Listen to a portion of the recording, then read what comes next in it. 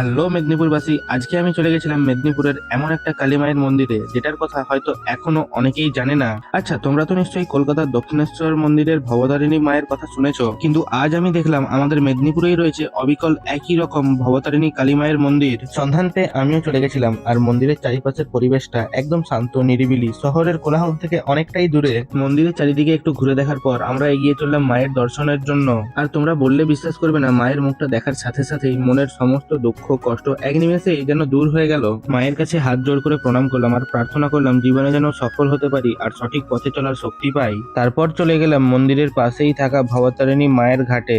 পাশ দিয়েই বয়ে চলেছে শান্ত কংসাবতী নদী। মনটা আরো শান্ত হয়ে গেল।